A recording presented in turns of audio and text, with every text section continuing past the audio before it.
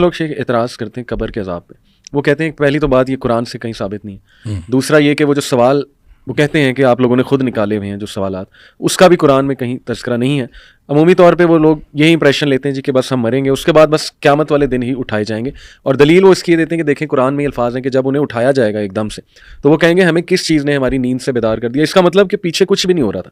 اگر ہو رہا ہوتا تو بڑے بوکھلا کے اٹھتے. تو اس سب کو کیسے ہم ان کا جوابات جو دیکھیں, سب سے پہلی بات تو یہ ہے کہ قرآن سے ثابت ہے یا نہیں ہے جی, یہ اتنا میٹر ہی نہیں کرتا. اچھا, پہلی تو بات یہ بالکل ٹھیک. قرآن سے ثابت ہو یا نبی کریم صلی اللہ علیہ وسلم کی بات سے ثابت ہو, صحیح, بات ایک ہے.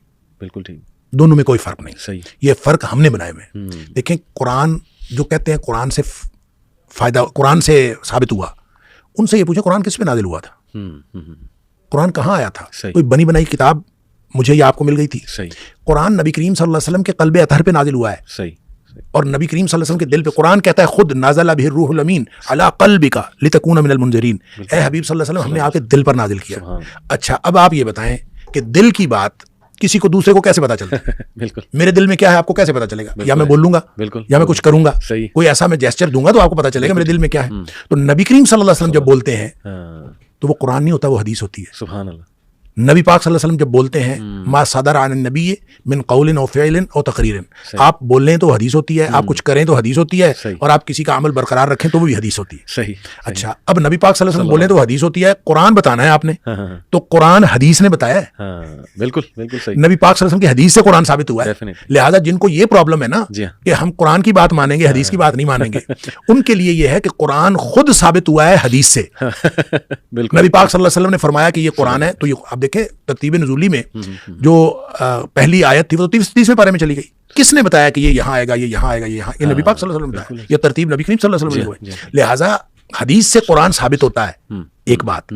دوسری بات یہ ہے کہ حدیث کو حلال و حرام کے حوالے سے اللہ نے قرآن میں اتھارٹی دی ہے نبی کریم صلی اللہ علیہ وسلم. صحیح. سورہ اعراف کی آیت نمبر 157 میں اللہ تعالیٰ فرماتا ہے وَيُحِلُّ لَهُمُ الطَّيِّبَاتِ وَيُحَرِّمُ عَلَيْهِمُ الْخَبَائِث. جہاں نبی پاک صلی اللہ علیہ وسلم کی ڈیوٹیز کی بات کی, آپ کے فرائض کی بات کی, اس میں فرمایا یہ ان کے لیے جو پاکیزہ چیزیں حلال ٹھہراتا ہے اور جو ناپاک چیزیں وہ حرام ٹھہراتا ہے. حلال حرام کا جو اتھارٹی ہے اللہ نے نبی پاک صلی اللہ علیہ وسلم کو دی. صحیح صحیح صحیح. لہٰذا جو مچھلی کھاتے ہیں, میں تو اکثر کہتا ہوں جو مچھلی کھاتے ہیں وہ پہلے مچھلی کے مردہ حلال ہونے کی دلیل قرآن سے دیں نا, یا مچھلی کھانا چھوڑ دیں یا ذبح کر کے کھایا کریں. قرآن نے کہا حرمت علیکم المیتۃ والدم, جی, ہر قسم کا مردار اور ہر قسم کا خون حرام ہے. صحیح صحیح. بات ختم. بات ختم. یہ تو مچھلی نبی پاک صلی اللہ علیہ وسلم فرمایا احلت لکم میتتان ودمان, دو خون دو مردار تمہارے لیے حلال ہے. اللہ. اس میں آپ نے فرمایا الحوت والجراد, جو دو مردار حلال ہیں, ایک مکڑی ہے پتے کھانے والی, اور دوسری جو ہے وہ مچھلی ہے. تو اس سے جو ہے مچھلی کا مردار حلال ہوا ہے, وگرنہ قرآن نے تو کیٹیگوریکلی مردار حرام کیا تھا. اس کا مطلب یہ ہوا کہ جو بات نبی پاک صلی اللہ علیہ وسلم فرمائے وہ اسی طرح سے حلت و حرمت کا درجہ رکھتی ہے جس طرح قرآن کی بات حلت و حرمت. اسی طرح قرآن نے کہہ دیا ما آتاکم الرسول فخذوہ وما نہاکم عنہ فانتہوا, جو کچھ اللہ کے رسول صلی اللہ علیہ وسلم تمہیں دیں وہ لے لو, اور جو جس سے رکیں رک جاؤ. یہ اتھارٹی ہے نبی پاک صلی اللہ علیہ وسلم کی کہ آپ ہاں کہہ دیں تو وہ بھی قانون بن جاتا ہے, آپ نہ کہہ دیں تو وہ بھی قانون بن جاتا ہے. پہلی تو بات یہ ہے. لہٰذا جو کچھ نبی پاک صلی اللہ علیہ وسلم نے فرمایا ہے حدیث کے اندر وہ حجیت کے اعتبار سے اس کے اتنی ہی اہمیت ہے جتنی قرآن میں ہے. دیکھیں نا, حضرت ابن مسعود رضی اللہ تعالیٰ عنہ نے کسی خاتون سے کہا کہ یہ جو جوڑا کرنا ہے حرام ہے, جوڑا یہ جو خواتین اوپر جو بنا لیتی ہیں, تو اس نے کہا حرام ہے, اللہ نے اس کو حرام کیا. تو خاتون آگے سے کہتی ہیں کہ میں نے تو سارا قرآن پڑھا, اس میں تو بالوں کا ذکر ہی نہیں ہے, تو تم کیسے کہتے ہو حرام؟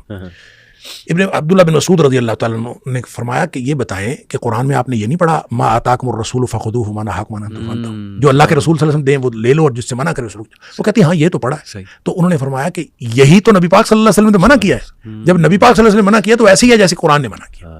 لہٰذا جب عذاب قبر کا ذکر احادیث کے اندر آ گیا تو وہ ایسے ہی ہے جیسے قرآن میں آ گیا, کیونکہ وما ینطق عن الہویٰ ان هو الا وحی یوحیٰ, نبی پاک صلی اللہ علیہ وسلم کے بارے میں قرآن نے فرمایا ہے کہ آپ اپنی مرضی سے نہیں بولتے, آپ کے اوپر وحی آتی ہے تو بولتے ہیں. لہٰذا نبی پاک صلی اللہ علیہ وسلم جو کچھ فرمایا ہے, عذاب کی باتیں آپ نے عذاب قبر کی جتنی باتیں بتائی ہیں وہ ساری کی ساری اسی طرح سے اتھینٹک ہیں جس طرح سے اگر صحیح حدیث ہو, اگر صحیح حدیث ہو تو وہ اسی طرح سے اتھینٹک ہے جس طرح سے قرآن اتھینٹک.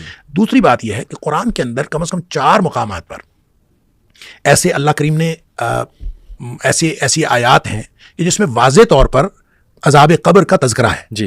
یعنی اس سے یہ محسوس ہوتا ہے کہ جس دن مریں گے اس دن اس کے اوپر عذاب آئے گا. اشارتاً یعنی آپ نہیں اشارتاً نہیں بلکہ صراحتاً.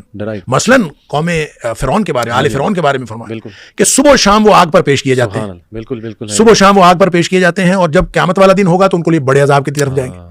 اس کا یہ صبح شام جو جس عذاب پر پیش کی جاتے ہیں کہاں ہے؟ یہ سورہ فصلت، یہ سورہ مومن ہے، سورہ غافر، یہ سورہ غافر ہے. اس کے علاوہ سورہ توبہ کے اندر، سورہ انعام کے اندر، سورہ ابراہیم کے اندر کم از کم 4 مقامات قرآن میں ایسے ہیں جس سے اس طرح کے واضح اشارات موجود ہیں جس کو آپ عذاب قبر کہتے ہیں. اب عذاب قبر کا نام لے کے تو قرآن نے نہیں کہا، لیکن وہ عذاب قبر ہی ہے. جب مر کے قبر میں گئے تو عالم برزخ کی بات.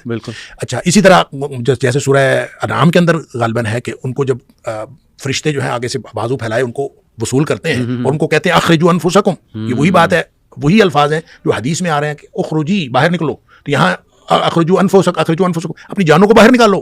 یعنی فرشتے یہ کہہ رہے ہوتے ہیں کہ اپنی جانوں کو باہر نکالو. اور اسی دن قرآن کہتا ہے کہ اسی دن ان کو پھر رسوائی کا عذاب اب ہوتا ہے، اسی دن رسوائی کا عذاب دیا جاتا ہے. تو جس دن جان نکلی اسی دن کوئی حشر تھوڑی ہو گیا ہے، عالم آخرت تھوڑی آ گیا، عالم برزخ ہے. لہٰذا اس طرح سے قرآن میں 4 مقامات پر سورہ ابراہیم کے اندر، سورہ توبہ کے اندر، سورہ انعام کے اندر اور سورہ غافر کے اندر یہ موجود ہے. پڑھنے کے لیے ایک بصیرت ہونی چاہیے، ایک بصارت ہونی چاہیے. شیخ یہ سورہ تکاثر بھی کہہ سکتے ہیں، حتی زرتم المقابر. وہ تو خیر زیارت کے لیے ہے. حتی زرتم المقابر کا مطلب ہے تم قبروں کو جا پہنچے. اب وہاں پہ یہ تو نہیں ذکر کہ قبر کے اندر کیا ہوگا. نہیں، لیکن اگلی آیت ہے نا کہ پھر انہیں پتہ لگے گا، کہ پھر تمہیں پتہ لگے گا کہ کیا ہے حقیقت، کیا ہے اصل. ہاں، اشارتاً آپ کہہ سکتے ہیں کہ یہاں بھی ذکر ہے کہ اس کے بعد تمہیں پتہ چلے گا. تو اس کا تو خیر یہ تعویل ہو سکتی ہے نا. جیسے آپ نے کہا کہ وہ یاسین میں انہوں نے کہا کہ ہماری آرام گاہوں سے کس نے اٹھایا، خواب گاہوں سے، تو اس کا مطلب پیچھے کچھ نہیں ہو رہا ہوگا. تو یہ بھی حتی زرتم المقابر کے بعد پھر پتہ چل جائے گا، پھر کب سے مراد اس کی تو تعویل ہو سکتی ہے. حالانکہ وہ جو سورہ یاسین والی بات ہے وہ بات یہ ہے کہ جو عالم برزخ کا عذاب ہے اس کے مقابلے میں جو عالم آخرت کا عذاب ہے وہ بہت بڑا ہے. لہٰذا اس عذاب کو جب دیکھیں گے تو اس کو وہ سمجھیں گے کہ یہ تو آرام تھا، یہ اس کے مقابلے میں. بالکل. ہاں جی، یہ اس کے مقابلے میں سمجھیں گے. تو بہرحال یہ قرآن کے اندر یہ عذاب قبر کا ذکر موجود ہے، عذاب برزخ کہہ لیں، عذاب برزخ کا ذکر موجود ہے اور حدیث کے اندر اس کی وضاحت موجود ہے. تو اور آپ کو کیا چاہیے؟ اصل بات یہ ہے کہ جس نے ماننا ہو کوئی مانتا ہے، اور جس نے نہیں ماننا اس کو ہزار دلیلیں دے دے نہیں مانتا. ایسے ہی ہے شیخ. منکر نکیر واقعی ہی بہت ان کی مطلب حدیث میں آتا ہے نا کہ ڈراؤنی شکل ہوگی، تو مومن کے سامنے بھی ہوگی، اور وہی یہ 3 سوال کریں گے. سوال تو ہیں جی، فرشتے آئیں گے، ٹھیک ہے، اور وہ آ کے سوال کریں گے. صحیح. اب وہ شکلیں ان کی کیسی ہوں گی؟ حدیث میں آتا تو ہے ڈراؤنی شکل کے، لیکن جیسے میں نے پہلے عرض کیا کہ مومن کے لیے ہر مرحلہ آسان ہوگا. تو یہ ہو نہیں سکتا کہ مومن کے لیے بھی اسی طرح سے ڈراؤنی شکل ہو. یعنی ہوں گے تو ڈراؤنی شکل کے، لیکن مومن اس کو کمفرٹیبل فیل کرے گا. صحیح. ایسا نہیں ہے کہ مومن جو ہے اسی طرح سے ڈر رہا ہو. مومن کے ڈر سارے موت سے پہلے ختم ہو گئے. نبی پاک صلی اللہ علیہ وسلم نے فرمایا تھا، حضرت فاطمہ رضی اللہ تعالیٰ عنہا رو رہی تھی، انہوں نے فرمایا تھا تیرے باپ کے اوپر آج کے بعد کوئی سختی نہیں، بس ساری سختیاں دنیا میں تھیں. تو مومن انشاءاللہ اللہ کے رسول صلی اللہ علیہ وسلم کے سچے امتی، ان کے لیے ساری سختیاں دنیا میں، آخرت میں کوئی سختی نہیں ہے. وہ یہاں سے گئے، جو ہی جان نکل گئی، اور جان بھی نکلنی ہے وہ اٹ سیلف ایک راحت ہے. صحیح. وجعل الموت راحۃ لی من کل شر، اور وہ اٹ سیلف راحت ہے، اور اس کے بعد آگے راحت ہی راحت ہے انشاءاللہ. یہ بات ایک مشہور ہے کہ رسول اللہ صلی اللہ علیہ وسلم بھی آتے ہیں قبر میں ہمارے معاشرے میں. یہ بات مشہور ہے لیکن یہ حدیث کے الفاظ ہیں. اچھا، حدیث کے الفاظ ہیں اور صحیح حدیث ہے. صحیح.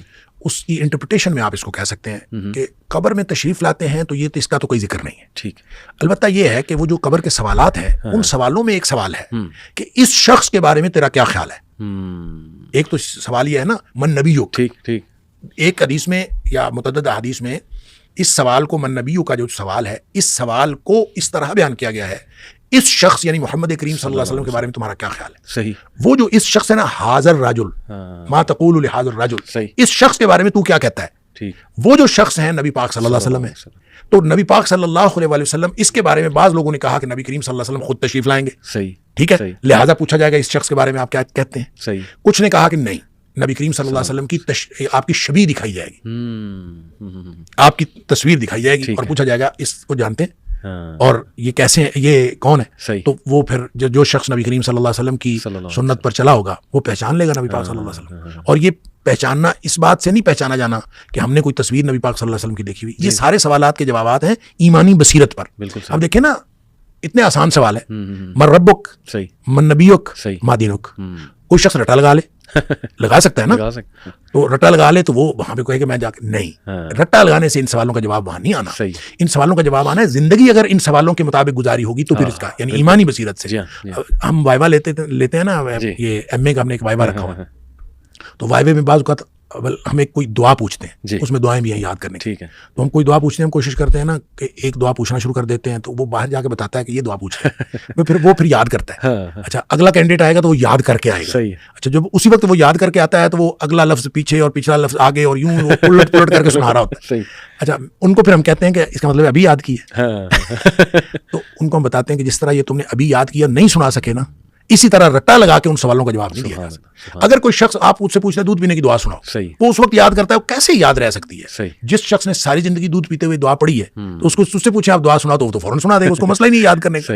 تو یہ اسی طرح سے سوال ہے جس نے ساری زندگی نبی کریم صلی اللہ علیہ وسلم کی سنت اور اللہ کی مرضی سے گزارنے کی کوشش کی ہے, اس کے لیے یہ سوالات آسان ہے اور رٹے والی تو بات نہیں ہے. رہ گئی بات نبی کریم صلی اللہ علیہ وسلم کی, تو نبی کریم صلی اللہ علیہ وسلم کی شبیہ دکھائی جائے گی. یعنی میں نے عرض کیا 3 نقطہ نظر. ایک نقطہ نظر تو یہ کہ آپ خود وہاں تشریف لائیں گے, چونکہ کوئی حدیث, کوئی صحیح حدیث اس بارے میں اشارہ بھی نہیں کرتی آپ کے تشریف لانے کی, اس لیے میرا خیال ہے اس کو تو تسلیم کرنے کی بات نہیں. البتہ یہ سوال ہے کہ آپ اس شخص کے بارے میں کیا کہتے ہیں, تو وہ یہ سوال نبی پاک صلی اللہ علیہ وسلم کا نام لے کے کیا جائے گا, یہ بھی ممکن ہے. تصویر دکھا کے کیا جائے گا, یہ حدیث کے اندر اس طرح کا کوئی ذکر نہیں ہے کہ سوال موجود ہے, لہٰذا اس سوال سے کوئی شخص یہ سمجھ لے کہ آپ کی شبیہ دکھائی جائے گی تو سمجھا جا سکتا ہے, اور یہ سمجھ لے کہ نہیں اس سے صرف نبی پاک صلی اللہ علیہ وسلم کا نام نامی اس میں گرامی لے کر سوال پوچھا جائے گا, تو یہ بھی ممکن ہے. لیکن آپ صلی اللہ علیہ وسلم کے تشریف لانے کے لیے کسی بھی حدیث کے اندر ایسا کوئی تذکرہ ہمیں نہیں ملتا.